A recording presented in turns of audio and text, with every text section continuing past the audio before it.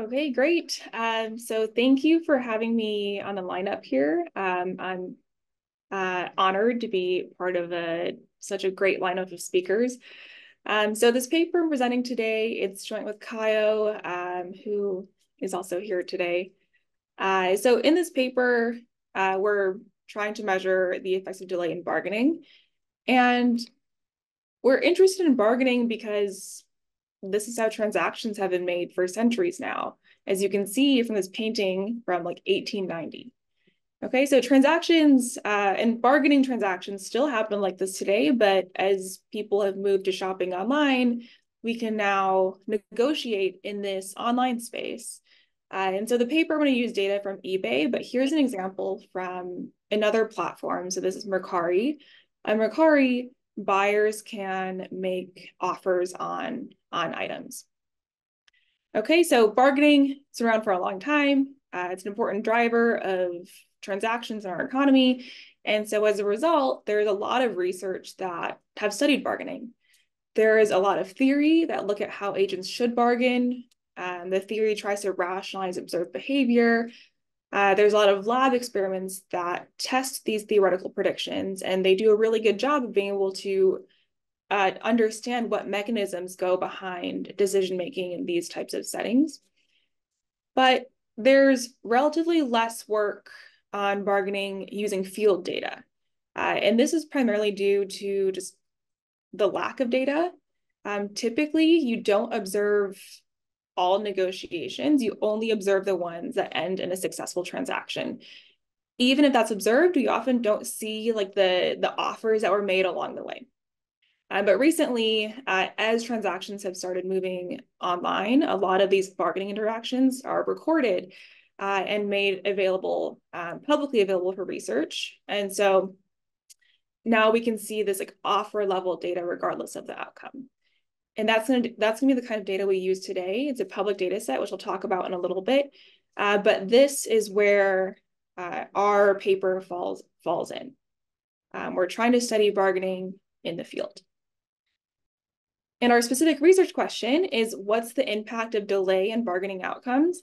And by what we mean by delay here is really just response time. So let's say I am a seller on eBay.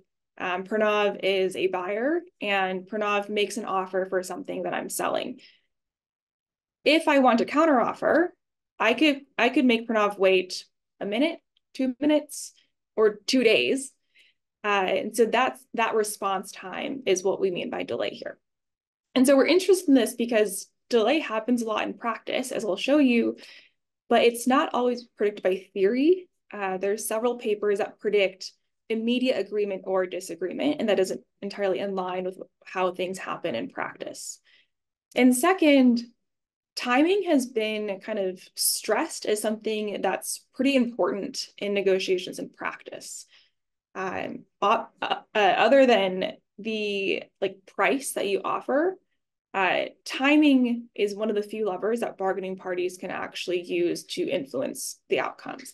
And you can see this from these articles online, like this one here, use time as a tool to demonstrate your willingness to wait, or this HBR article, many people seek to speed up or slow down negotiations to put pressure on the other side, right? So timing is something that can be used strategically. So in this paper, we use this huge data set on negotiations on eBay to document how delay occurs in these settings, and also to estimate the causal effect of delay on bargaining outcomes. And for the talk today, I'm going to focus mostly on this part here. We find that delay has a really robust impact on bargaining outcomes. More specifically, the longer you delay, the less likely the other party is to counter. So they're going to end the negotiation. And this effect is consistent with predictions that we see from models where delay is a signal of valuations, of bargaining power, and so on. But I want to note here that we can't exactly pin down the mechanism. The most we can say here is that these predictions are just consistent with the empirical effects that we find. So for the sake of time, I'm going to skip the literature review. If you're interested, our paper is online, so you can check that out there. but I want to spend most of the time probably on identification and estimation here. But I think maybe that now is a good time to pause for questions if there's any. Hey, Jessica, you may get to this later, but in practice, if you delay too much, they may just go to other sellers. Is that something you guys consider? Yes, we think that's one of the mechanisms that's going on here. I'm not sure I'll get a chance to talk about that in this talk, but definitely, and I'll come back to that a little bit at the end. So I also have a question about, because I know on the eBay, I mean, all the offers are being made are binding. So if the other party accepts it, then the transaction is kind of have to go through. Do you think the findings here is also going to apply to those non-binding bargaining offers? So to my knowledge, on most e-commerce platforms, there is bargaining. I think everything is binding. And correct me if I'm wrong, maybe there are cases where it's not, but it's possible that, like, I think in most offline settings, maybe that acceptance is non-binding. I think we can't say too much about the offline setting here because in the offline setting, there's so many ways you can signal your bargaining power and valuations. Like you could pretend to walk away and then come back. Like a lot of those forces we don't see online. So I think these effects are pretty specific to online bargaining situations. I see. I'm currently working on 2 projects related to like non-binding online offers. I'm happy to discuss more about Okay, that. yeah, let's chat more. Yeah. Thanks. Sorry, just can I clarify on Jenlin's point from before? So you said part of the effect will be just as the other party just walks away or buys somewhere else. But should we think of a very different outcome? In one case, I'm signaling value and I'm getting a better deal. I'm selling the product. In a different one, I'm just losing a customer. So can you, I'm sure you'll talk more about this, but maybe Yeah. I just wanted to clarify. Yeah, so the way that we think signaling could work and what the mechanism that we think is going on is that it signals valuations or bargaining power, right? So if I'm willing to delay, that means I'm signaling that it's okay if you walk away because I can easily find someone else to come back and make another offer. Does that answer your question? Yeah, I guess partly, but part of this effect can be if I delay, if I'm trying to sell something and I don't reply for a year, this person would just leave by definition, they leave. And it's like, so it's some combination of activity bias and finding different options. And I guess we want to rule some of this out.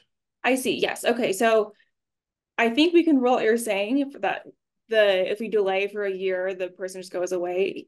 In our setting, the offers expire after 48 hours. And that's kind of on the long end. The majority of offers are responded to within like 12 hours. So we think it's less of a problem here that you just take forever to respond and they don't come back. Jessica, one way to address Andre's concern could be to look at products in different categories and categories which are more versus less competitive. So that would get at the robustness of this effect to different types of products, depending on the need and so on. Yeah. So that's true. That's a good point. We have looked at that, and I think we didn't find any significant differences. But I'll have to go back and look at that. But that's a good point. Thank you. All right. So now let me move on to the setting and the data. So like I said, it's eBay. On eBay, when a seller makes a listing, you can sometimes allow you can allow buyers to make offers. So you turn on this best offer setting. Okay, so the way that bargaining works on eBay is that the buyer and seller make alternating offers. And we're going to talk about these alternating offers. We're going to describe them as rounds. So we're going to say in round 0, that's when the seller creates the listing and chooses a buy it now price of P0. In round 1, the buyer makes an offer P1. In round 2, the seller decides how to respond to that. They can accept, decline, or they can counter with another price. And so this goes on for at most 6 rounds, and each offer expires after 48 hours. And we're going to focus on delay here, which kind of by definition means it has to come with an offer. So we're going to focus on the buyer and seller's first counteroffer, so these rounds 2 and 3 here. The data set we use is from Backus et al. 2020. This is a really great data set. If you're interested in negotiations, you should check this out. It's publicly available. And I think we have a link to the data in our paper. But this data includes all offers for single unit best offer enabled listings created in this year between May 2012 to June 2013. And this has around 90 million listings with 25 million negotiations. And we're focusing on just the first counteroffer from the buyers and sellers. So in our data set we're using for this, we have about 8 million counteroffers from about 500,000 sellers and 2 million counteroffers from around 300,000 buyers. For each offer, we observe who the buyer is, who the seller is, and what the listing is. So the listing, it's anonymized ID here. And I'll talk about what we see for the listing in a second. For each offer, we also see the time the offer is sent, the offer amount, and the outcome. We see whether the offer included a message, but we can't see the content of the message. We also see the buyers and sellers' experience at the time of that offer, which is how many other negotiations they've participated in, and we see the seller's rating. We also can calculate the concession weight here. This is how we're going to represent offer amounts. We're kind of standardizing it here. So the concession weight gamma is derived from this function here.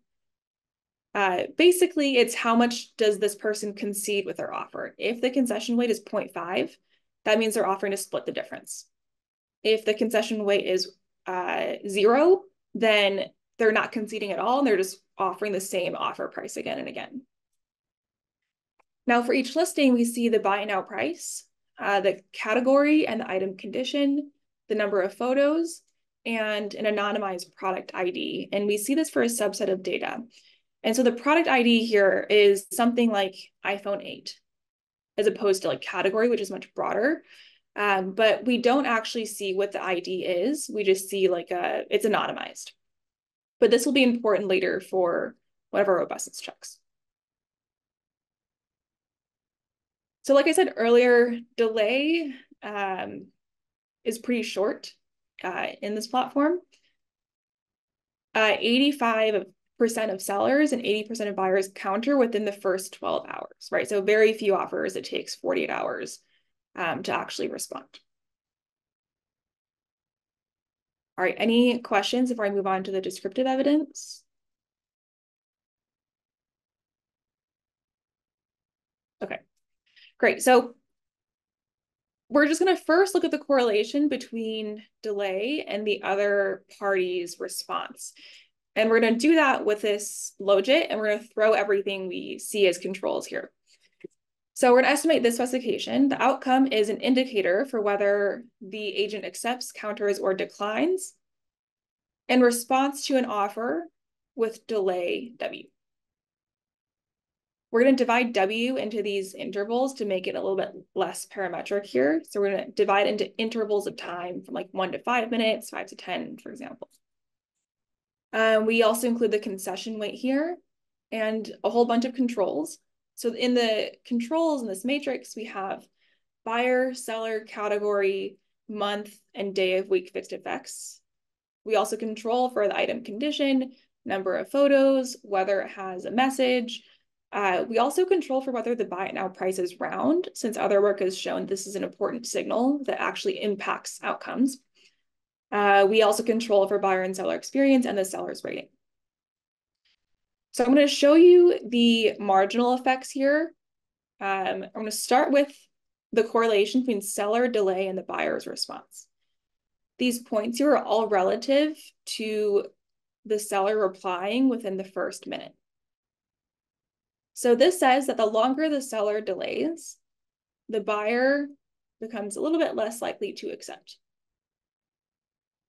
They're also much less likely to counter and more likely to decline. Okay, so what's going on here is that when sellers take longer to respond, buyers are switching from countering to declining. This one is the effect of buyer delay on seller response. So the longer the buyer takes to respond, the more likely the seller is to accept and less likely to counter, and there's no correlation on declining. Okay, so the longer the buyer delays, the more likely the seller is to switch from countering to accepting. Jessica? All right. So Yes. how often do sellers counter with the original price or with the previous round's price? I don't know the number off the top of my head. So the reason I was asking is whether one should conceptually, think of decline as a particular form of counter or not. I see. So you're thinking of if someone declines, they can always just come back and make another offer. Can they come back? They can, yes. Yeah.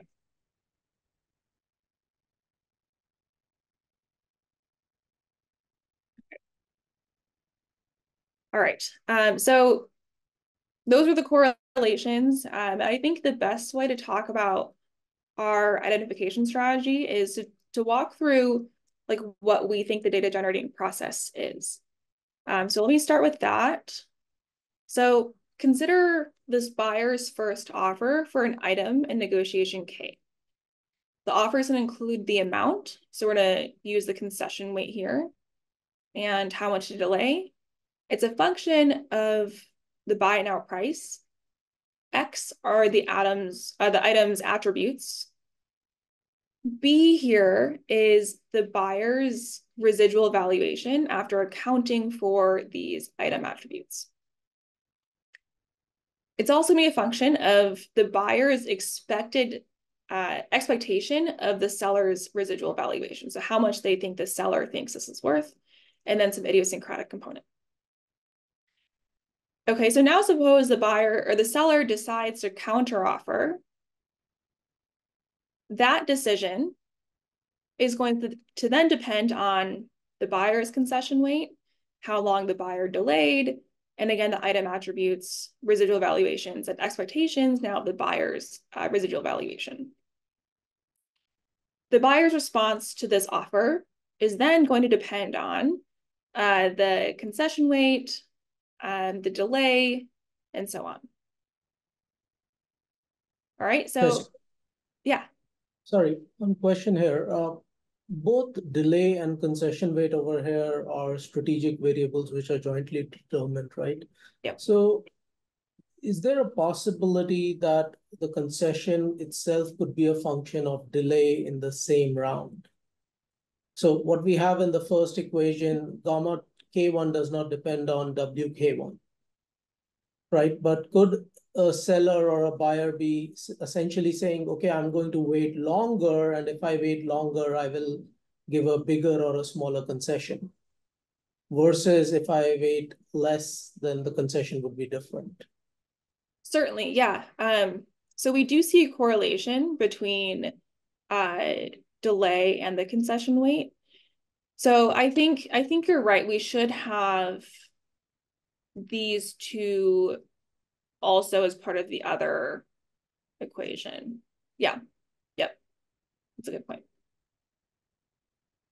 I guess it depends on whether you interpret the F as a reduced form or a structural equation.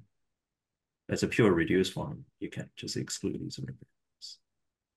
That's true. So we're thinking of these as kind of the structural version. I'll talk about the reduced form on the next slide. I have a related but different question. So each round, the previous concession weights and delays enter, but not the periods before that. Is that a deliberate assumption?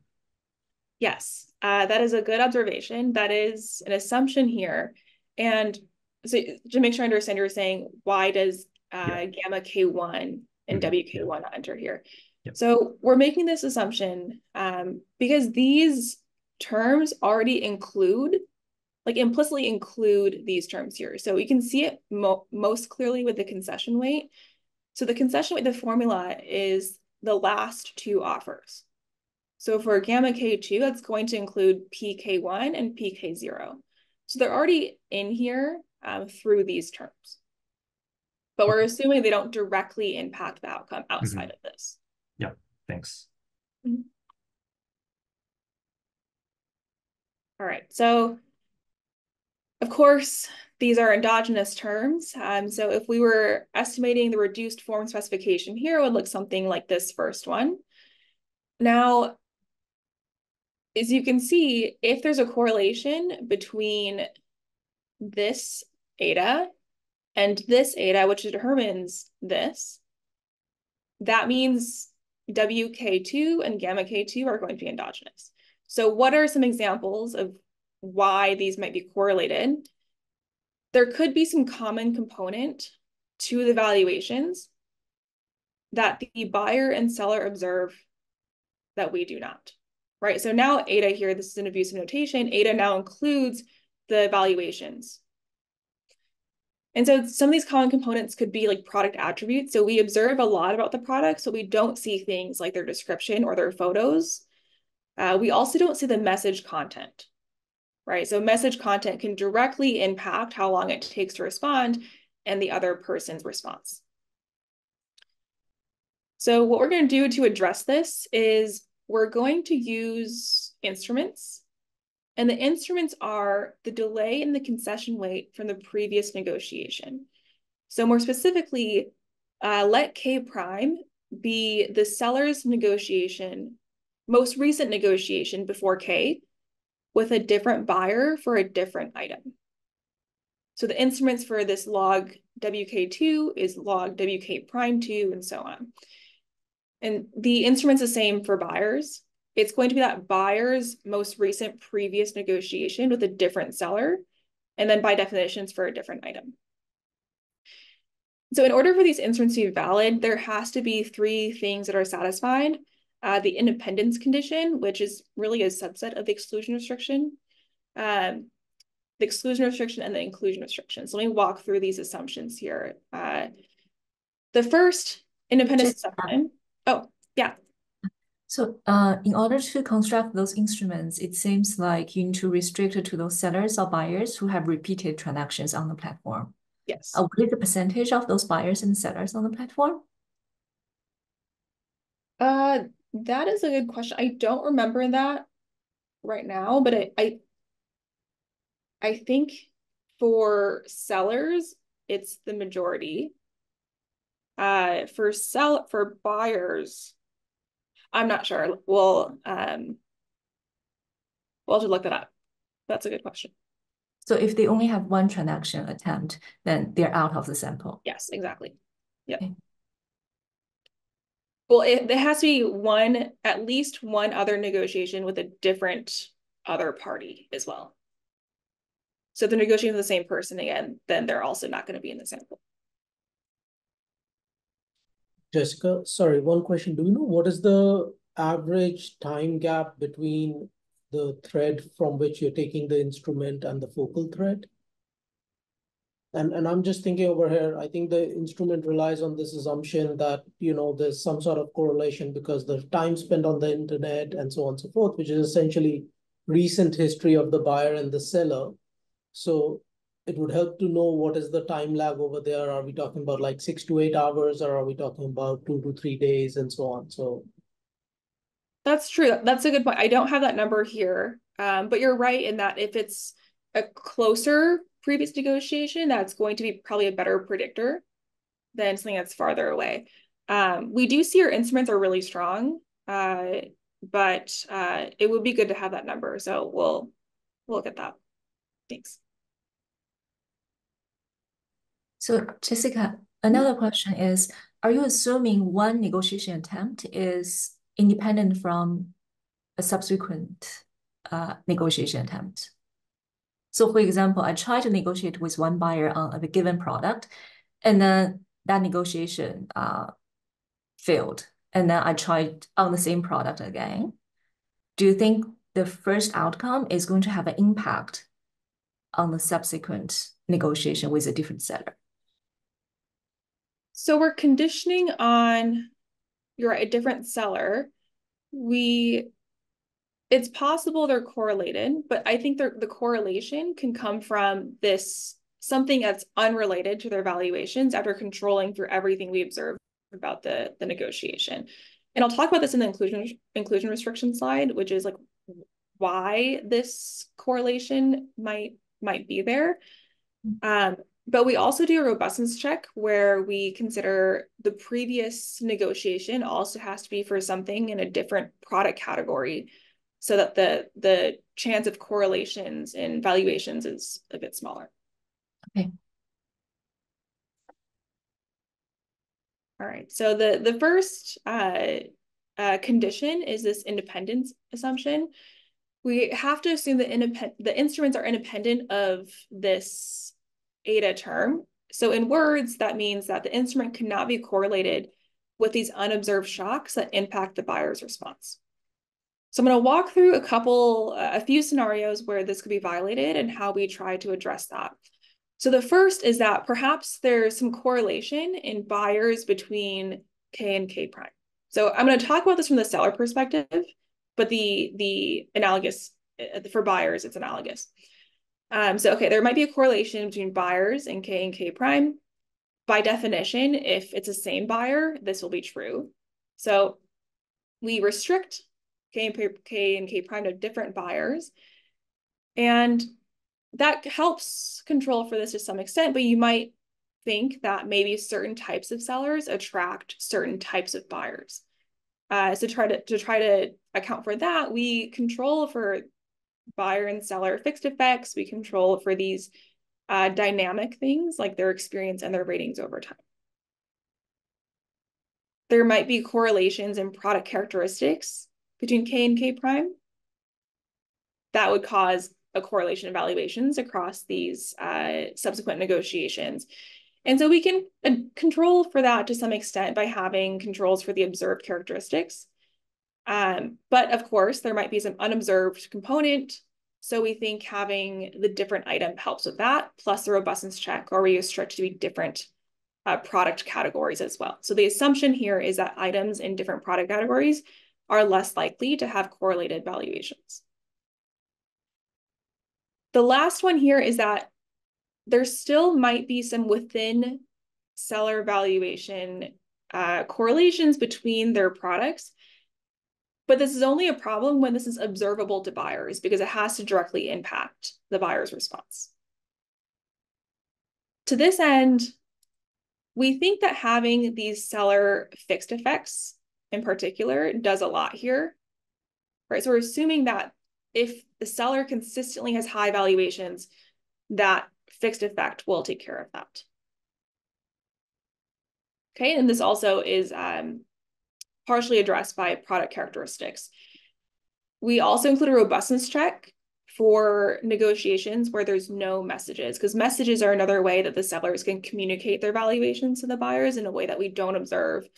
So we think this can help with that as well. Okay, so that's the independence. I have a question on, sorry, I have a question on point 2. So I was wondering whether it makes sense to also condition on the two, the two consecutive bargaining attempt to have some distance in time, thinking that people with a fixed budget could be looking at other items as generally substitutes, even if the two items are cross category. But this is probably like too nitpicking. No, I see where you're coming from. So the trade-off with having the K prime be more distant is that it's a less good predictor. Yes. But I see the value there. So I think one thing we do to address your concern in particular is that we have a robustness check where we exclude buyers and sellers that are in other negotiations at the same time. I think that kind of addresses that, but we don't observe their browsing behavior. So perhaps they're maybe shopping on a different platform. So I think this is another good robustness check to do to add at least some kind of condition on the time between K and K prime. Thanks. Jessica, a conceptual question over here. The outcome variable of interest is the outcome of round 3 in this case, right? Yep. What prevents you from having the eventual outcome of the negotiation as the dependent variable? We do have that. So in this talk, I'm only going to focus on the other party's response, but in the paper, we have results on what happens to the overall thread. So does the item eventually get sold? What's the total number of rounds that this negotiation has? And like, what's the final selling price as well? Thank you. Yeah, so short answer is nothing prohibits us from using those. Yeah, perfect. Perfect. Right. Can I ask intuitively just like how do you think about this instrument? Is it that there is some especially you mentioned, I think if you include seller fixed effects, that if I was slow last time, there is something happening in my life, so I'm slow again next time. Yep. Is that because alternative story can be maybe I spent so much time on the previous deal that now out of time, and now I need to close it really quickly. So I can see how you can have a story where it has a positive effect or a negative effect, and then I don't know kind of is it plausible to think this way, and how we think about monotonicity of this IV of the like. So I'm just trying to wrap my head around how do we think about this residual variation? Yes. Hold on to that. That's the next slide, and I'll address that. And then if I don't, let me know. Okay, so let me talk about the inclusion restriction first then. Okay, so we're making this assumption that these consecutive negotiations are correlated in delay and their concession weights. And we're also assuming this correlation does not arise from any correlations in valuations or due to the item itself. This can be due to a few different reasons. There is temporal correlation in online activity. If I spend more time online yesterday, I'm probably going to spend more time online today, and that'll impact whether I see this offer or not. So we're thinking of this temporal correlation coming from habits, coming from just behavior online. There's also other papers, and this one in particular, Sen and Serena, that have looked at how there's also like a temporal correlation in the concession weight. So there's some sellers who are insistent. They offer the same price again and again. And if they show that even like within seller, if the seller's sticky or insistent today, they're more likely to be insistent in the next negotiation. And they attribute this to perhaps like reputation. Sellers are trying to maintain a reputation. So these are kind of the sources where we see this temporal correlation can come from. Andre, does that answer your question? Yeah, I guess so. This is mainly then the first story where it's positive correlation. Yeah. I guess one thing, and this is maybe there is so much data and there is so much this changes over time that it doesn't matter. But I think before you said seller fixed effects, I was very much on board because my intuition was a lot of this come from seller like fixed effects. Some people are slow, some people are fast. Once you include the seller fixed effects, then I just don't know how much. Yeah, then I feel like it was different stories which can start generating these relationships. I don't know what's a good solution, so we can talk more afterwards. So like, well, how to think about this? Yeah. Just Okay. so but we just wait for results. Yeah. Just a quick point on that, though. I think having seller fixed effects here is really important because it does control for some of these like seller types, right? So like a slow seller might have high valuations for all of their products, and that takes care of that. But you're right that we should be more precise about like after including these seller fixed effects, where exactly are these correlations coming from? Yeah, let's chat more about that. Okay, so that's the inclusion restriction. And this is something that's testable. Like we can look at the F-stats, we can plot the correlations, and the correlations are really strong, the F-stats are really high. So the exclusion restriction is that the seller's decisions in that previous negotiation do not directly influence the outcome in this current negotiation, which we think is reasonable because they're completely different negotiations for different products. I'm going to pause here again for any other questions. Jessica, does the actual time play a role? If I get something very late into the night, then it takes someone after the next morning. Is that all kind of just continuous accounting as the time, or how do you think about that? Yeah, that's a good question. So in this specification I'm going to show you, we don't do anything with the time of the offer. In the paper, it's not in this updated version yet, but we have another test that we do where if the offer comes in like in the middle of the night and there's a long delay, it's probably because that person's probably sleeping, right?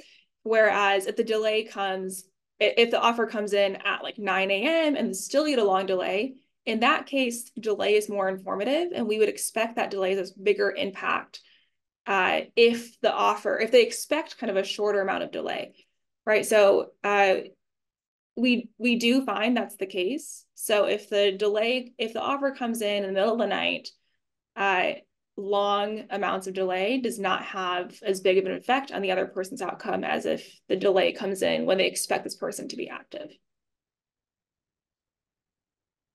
So Jessica, related to that, I don't remember this piece, but do you have any information on location or time zone of the buyer or the seller?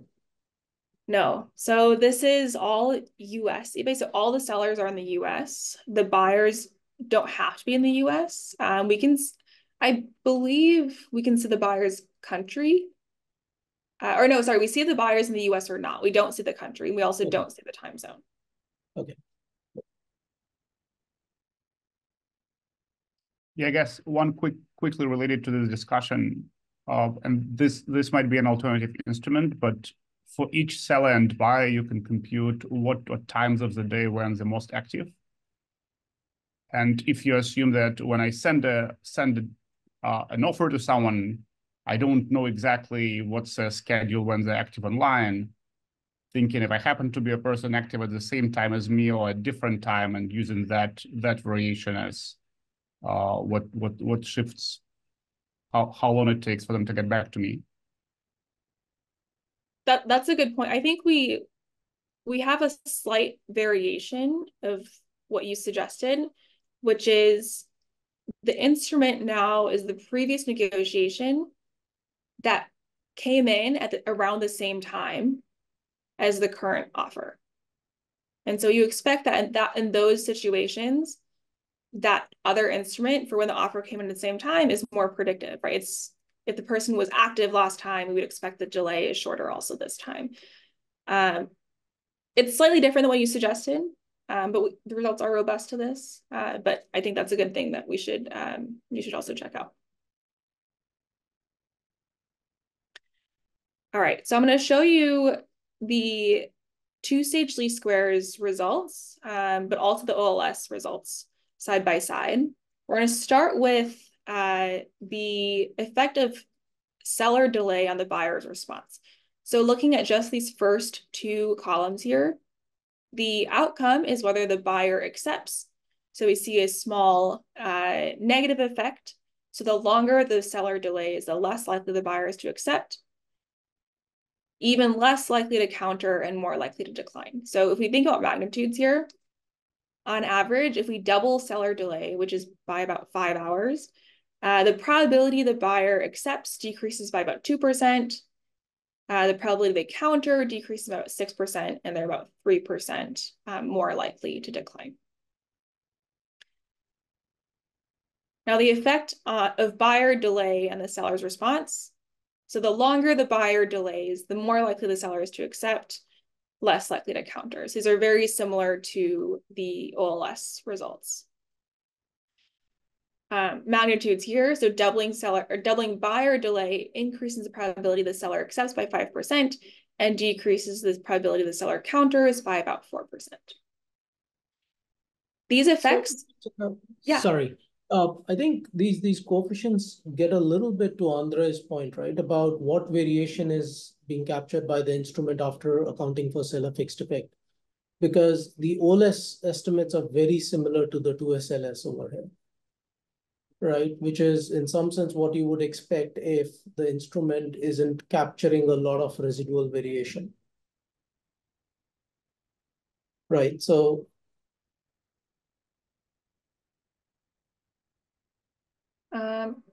okay, I think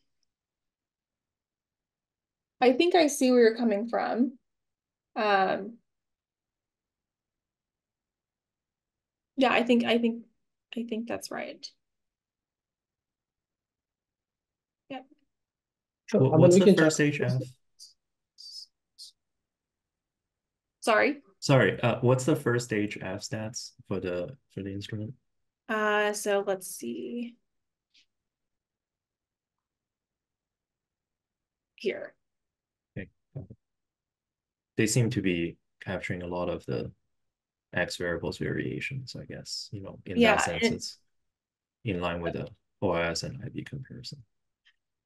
That's right. I think maybe this also shows it better. That F stats, is that partial F stats or like the whole regression F stats? Partial. Yeah, so here is just the correlation between the instruments and the endogenous variables, right? So this is the endogenous variable, this is the instrument. So for buyers and sellers, we both see that there's a pretty strong correlation between the two.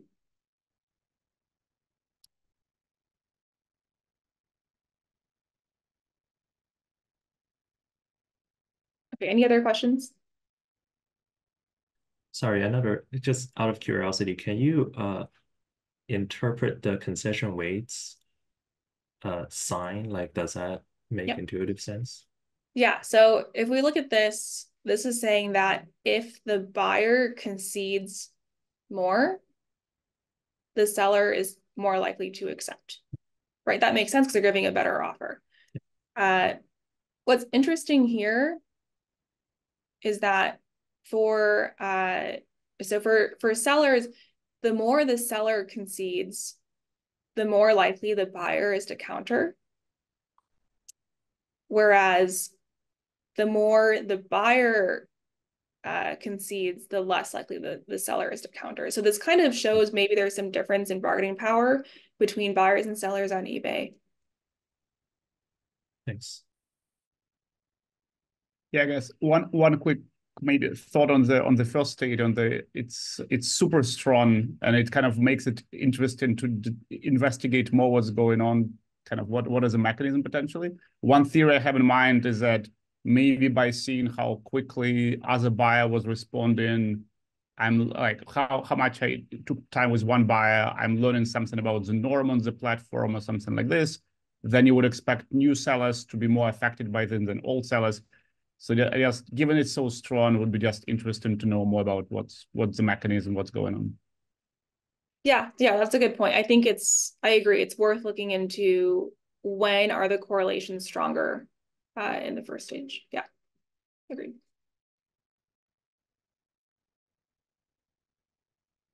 All right, so these effects are very robust. It's robust to using the different IV, which is the previous negotiation for a different category. We also estimated this for the subsample of products where we observe the product ID. So we think that having product ID fixed effects better accounts for any unobserved product quality that we can't capture. So for example, like product ID again is like iPhone 8, whereas category is only like cell phone. It's robust for offers with no messages, for offers where neither party had any active negotiations at the same time, for offers with below average delays, which is about less than 5 hours, and for products with low prices. So why is this happening? This result is consistent with theories where delay is a signal. So several papers have considered delay as a signal evaluations. For example, Admati and Perry look at this in the one-sided incomplete information setting. Crampton focuses on this in the two-sided incomplete information setting, which we think this is more similar to eBay. And so we're going to focus on this paper to really explain the intuition behind what these signaling models are talking about. So I think a really nice quote from Crampton is, if a seller wants to convince the buyer that her valuation is high, she must take actions that a low valuation seller would find unattractive. Time provides a means for this strategic communication to occur. So the key driver of delay here is really time discounting. And to walk through the intuition of that, let's say a buyer's valuation is B and the seller's valuation is S. So the surplus or the gains from trade is going to be B minus S. So because of time discounting, delay is more costly when gains from trade are really high. So as a result, that means that buyers who infer sellers who delay longer, those sellers have higher valuations because they have lower gains from trade. And sellers infer buyers who delay longer have lower valuations. So what does this mean? Well, this means that delay would cause parties to be unlikely to negotiate further, right? If I am a buyer and I infer my seller that I'm negotiating with has a high valuation, it's going to be harder for me to convince them to lower their price as opposed to if the seller revealed they have a low valuation. So this is a signal that infers or that is kind of indicating how likely that the other party will concede more. And so this implies the probability of countering should go down if delay goes up. There's no direct predictions on whether the final outcome is acceptance or rejection. It's just the negotiation should end. Whether it's one way or the other here kind of depends on what the valuations are among these two bargaining parties. And again, I want to emphasize that we can't say for sure this is what's happening. Given that in our setting, the maximum amount of delay is 40 hours, we think time discounting maybe is not the driver here. It's not as big of a deal. But what it could mean is that delay is a signal of bargaining power in general. This is also consistent with strategic behavior. So we can look at which types of buyers and sellers delay longer. So remember, the prediction is that sellers with high valuations and buyers with low valuations should delay more. Of course, we can't observe valuations in our data, but we can have some kind of proxies for what the valuation is. And so we can proxy the seller's valuation with their buy it now price relative to the prices of similar goods, right? So buyers who charge higher prices or higher starting prices have higher valuations. And for buyers, we're going to proxy their valuation with their first offer relative to the prices of similar goods.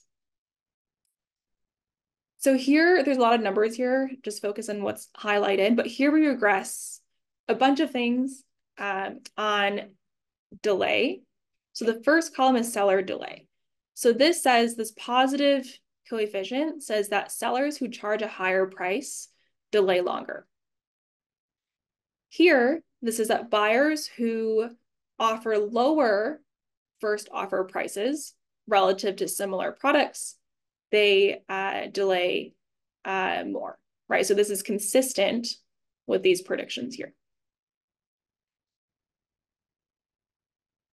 All right, so any questions here before I move on? Sorry, one quick question. The reference price that you use over here, I recall there are 3 or 4 different reference prices in the paper, right? Yep. Depending on the subcategory, depending on the category, and so on and so forth. Yes. So are these results robust to different reference price definitions? So here we're using reference price 1, which I think is the most strict version. Within category, right. Yeah, it's like the same, they have to have the same description. We have not checked if this is robust to the other 2 reference prices, but we should do that. Yeah. Okay, so those are all the results I'm going to talk about today. So to conclude, we measure the causal effects of delay in bargaining using data from eBay. Our results are consistent with signaling models. And we're not saying that this is definitively the case. Maybe it's not time discounting, it's not a signal of valuations, but it could be a signal of bargaining power more generally. And if that's the case, this means that delay is informative, and having delay can help make negotiations more efficient in that you know when to stop wasting time and continuing negotiating if the other party doesn't have the valuation that you were hoping for. So that's it. Thank you so much for your comments, and I'm looking forward to chatting more.